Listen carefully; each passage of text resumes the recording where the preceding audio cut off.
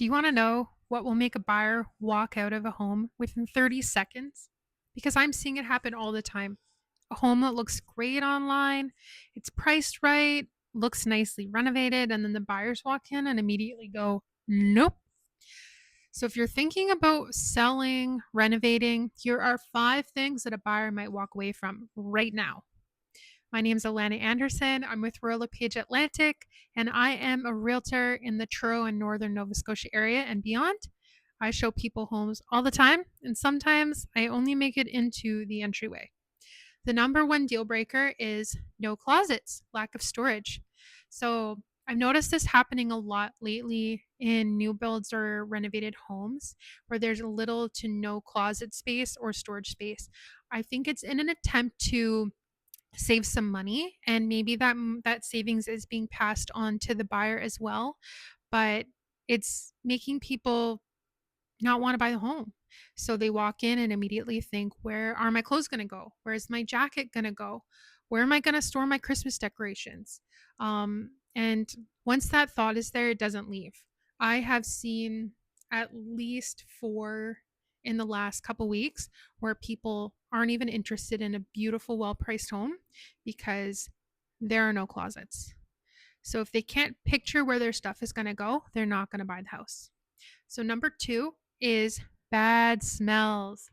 I just did a post on my Facebook asking my friends and family and clients for their opinions. And I feel like this was the number one: bad smells, pet smells, cigarette, moldu, marijuana.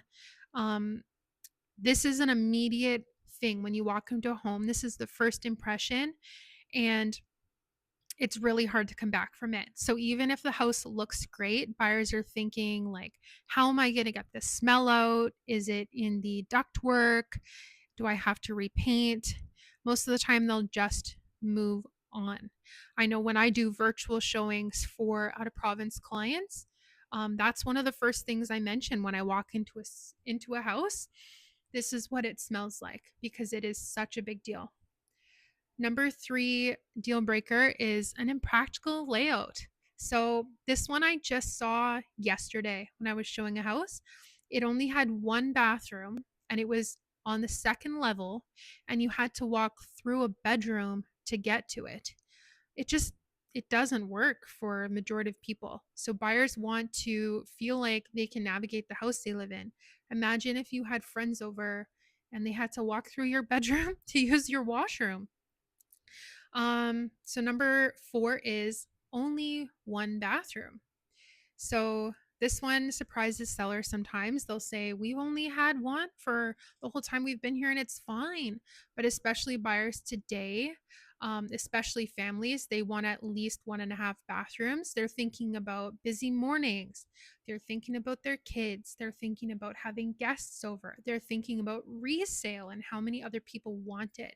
So even a lot of rentals now will have at least 1.5 bathrooms. So when people are moving from the rental market into a home ownership market, this is going to be the bar for them. They're going to want to have more than one bathroom.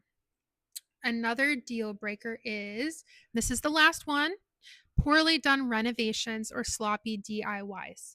This is the one that I pulled from my friends and family. I know 4 things came to mind right away, and I was struggling to choose a fifth, but this is the one I settled on.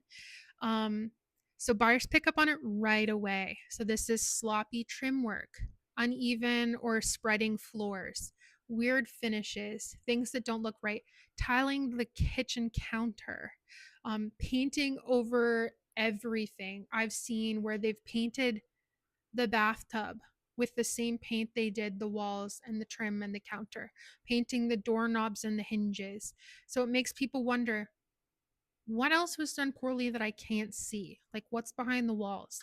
Um, is this to cover something up? Were there permits done?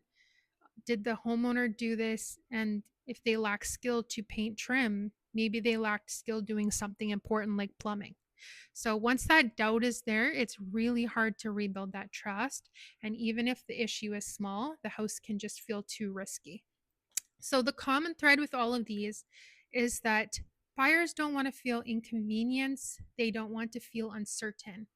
They want to walk into a home that feels solid and safe and doesn't smell bad. Um, and if it doesn't, then even if it's something small, they will move on. So if you're thinking about selling or renovating and you want to avoid these kind of issues, I'm always happy to help figure out what matters to potential viewers and figure it out, offer you some real life advice.